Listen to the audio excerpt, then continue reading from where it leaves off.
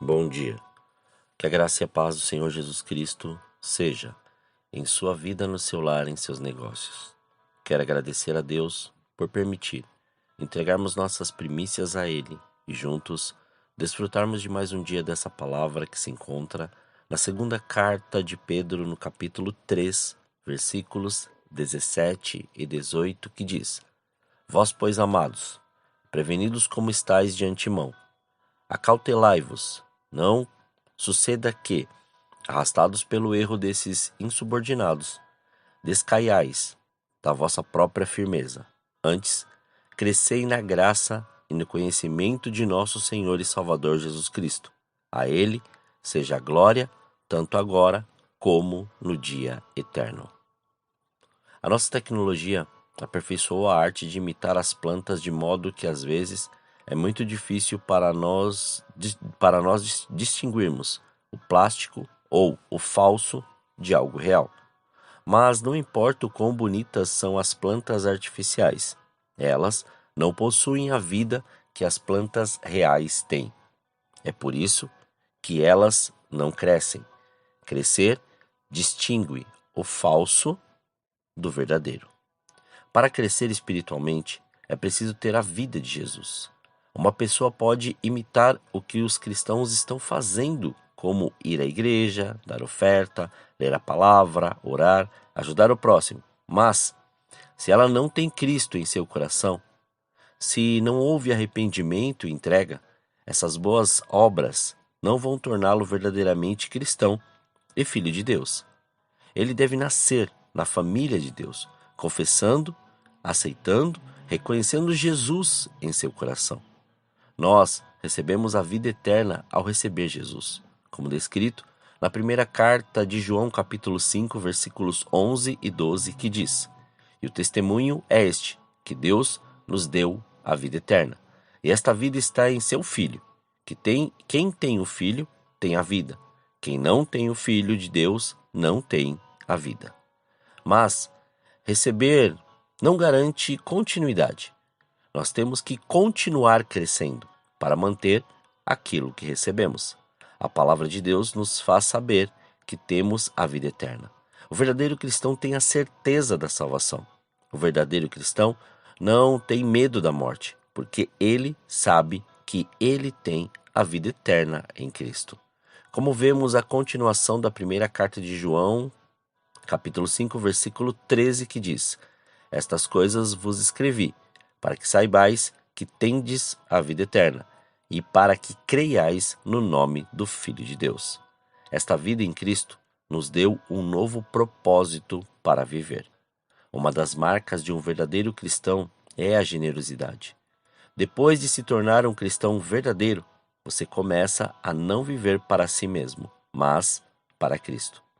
Isso vemos descrito na segunda carta aos Coríntios, capítulo 5, versículo 15, que diz: E ele morreu por todos, para que os que vivem não vivam mais para si, mas para aquele que por eles morreu e ressuscitou. Portanto, para a semente iniciar o crescimento, ela deve ser plantada. Deus permite o cristão ser enterrado mesmo com os problemas, provações e perseguições. Este processo divino faz a nossa velha natureza morrer para que uma nova vida germine e comece a crescer. Como vemos esta afirmação no Evangelho segundo João, capítulo 12, versículo 24, que assim nos diz: na verdade vos digo que se o grão de trigo, caindo na terra, não morrer, fica ele só, mas se morrer, dá muito fruto. Você compreendeu que, ao ser plantado, o primeiro processo é morrer para que haja vida? A Bíblia retrata que nós, em Cristo Jesus, somos como vasos de barro e Jesus é o tesouro. É para nos deixar perceber que a vida não é mais sobre nós, mas sobre Ele.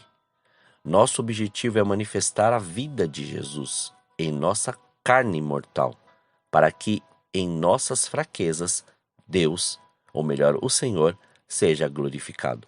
Assim Paulo descreve essa verdade na segunda carta aos Coríntios, no capítulo 4, versículos 7 a 11 e 17 e 18, que diz: Temos, porém, este tesouro em vasos de barro, para que a excelência do poder seja de Deus e não de nós.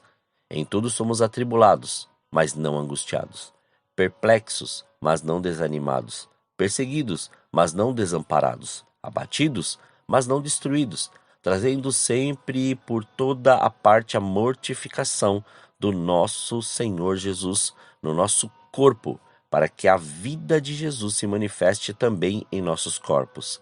E assim nós, que vivemos, estamos sempre entregues à morte por amor de Jesus, para que a vida de Jesus se manifeste também na nossa carne mortal.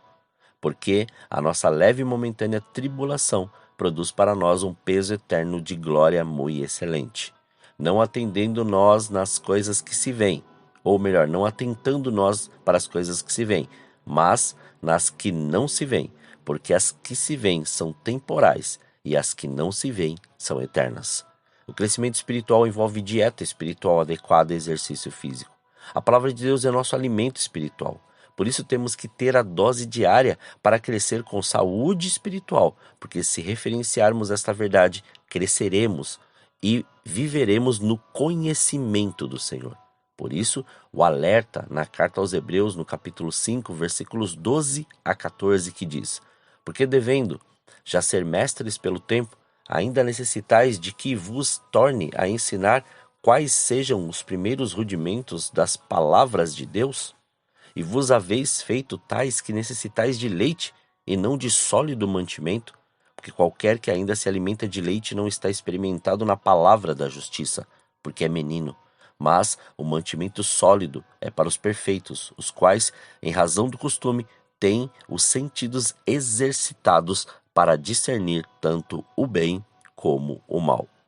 E após termos recebido toda a instrução, ou seja, nos alimentado, devemos colocar em prática tudo o que ouvimos e lemos na palavra de Deus. Com isso, seremos capazes de construir nossas vidas sobre a rocha, que é Jesus Cristo, o fundamento das nossas vidas, pois assim nos orienta o próprio Jesus, como descrito no Evangelho segundo Mateus capítulo 7, versículos 24 e 25, que diz: Todo aquele, pois, que escuta estas minhas palavras e as pratica, assemelhá-lo-ei ao homem prudente, que edificou a sua casa sobre a rocha. E desceu a chuva, e correram rios, e assopraram ventos, e combateram aquela casa, e não caiu, porque estava edificada sobre a rocha. É somente após a chuva, as inundações e os ventos testando-nos que vamos ser capazes de provar em que tipo de fundação estamos. Para crescer espiritualmente, é preciso estar plantados na casa do Senhor. Estar plantados na casa do Senhor significa pertencer à família de Deus em uma igreja local. A igreja tem um papel importante em nosso crescimento espiritual, como vemos descrito no livro de Salmos, capítulo 92, versículos 12 a 14, que diz: O justo florescerá como a palmeira, crescerá como o cedro no Líbano. Os que estão plantados na casa do Senhor florescerão nos átrios do nosso Deus. Na velhice ainda darão frutos, serão viçosos e florescentes. E também vemos Paulo falar disso com a igreja de Corinto, como lemos na primeira carta aos Coríntios, capítulo 12, versículo 12, que diz: Porque assim, como o corpo é um e tem muitos membros, todos os membros, sendo muitos, são um só corpo, assim é Cristo também. Portanto, para crescer espiritualmente, é preciso ter a certeza da vida eterna. Para a semente iniciar o crescimento, ela deve ser plantada, morrer para poder nascer de novo. O crescimento espiritual envolve dieta espiritual adequada e exercício físico. Para crescer espiritualmente, é preciso estar plantados na casa do Senhor. Todo crescimento envolve etapas, mas também envolve obediência, entrega e prática. Pois todo crescimento só acontece quando compreendemos quem somos, onde estamos, para onde vamos e quem é o nosso fundamento. Oremos. Pai, nós te louvamos e te agradecemos. Graças te damos por mais este dia. Obrigado pela sua presença, obrigado pelo seu amor. Sabemos que todas as coisas, Pai, cooperam para aqueles que te amam, mas também temos a convicção e a certeza que mais este dia o Senhor preparou para nós glorificarmos, exaltarmos e engrandecermos ao teu santo nome. Porque, Pai, são detalhes tão pequenos que muitas vezes não observamos no amanhecer. Detalhes tão pequenos de eu poder, Senhor, abrir os olhos e contemplar mais um dia. Detalhes tão pequenos de poder, Senhor, ver que hoje temos a condição de tomar, Senhor, mais uma água, de podermos, ó Senhor, estar ali lavando, Senhor, o nosso rosto, de poder escovar ali os dentes, de poder fazer as coisas que até então a gente não percebe, Pai. De poder, Senhor, se levantar simplesmente, de poder olhar e ver e contemplar, Senhor, o nascer do sol, ainda que mesmo diante, Senhor, de nuvens espessas, mas, Pai, contemplar, Senhor, que o brilho do sol iluminou este dia. Como somos gratos, Pai.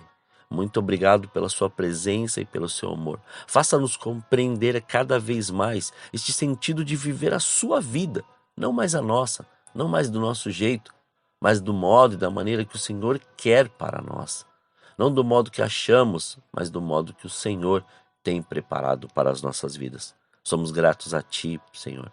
Somos gratos pelo Seu amor, gratos pelo Seu cuidado. Obrigado, Pai, pela Sua presença. Obrigado, Senhor, pela Sua magnitude. Obrigado por tudo que o Senhor tem feito e da maneira que o Senhor tem feito. E ensina-nos cada vez mais a crescer em Ti. Ensina-nos, Pai, a viver da Sua maneira. Ensina-nos, Pai, a não ser artificiais, mas sim, Senhor, ser, Pai, naturais. Ensina-nos, Pai, a não ser superficiais, mas poder cada vez mais nos aprofundar em Ti. Muito obrigado por esse dia. Consagramos, Pai, tudo que temos e que somos diante do Seu altar.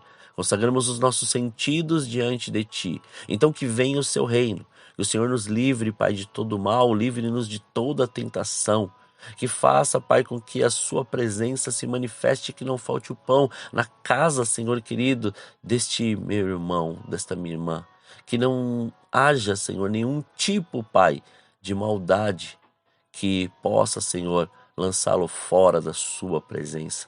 Que a Sua graça e Sua unção sejam manifestas para aquele que necessita, Senhor, hoje. Restaura a saúde, restaura, cure, Pai. Tire esta enfermidade, tire esta dor, para que eles possam, Senhor, Te adorar, Te louvar, Te exaltar. Aquele que não compreende, Senhor, o processo, leva-os ao discernimento daquilo que deve fazer e de como deve se comportar.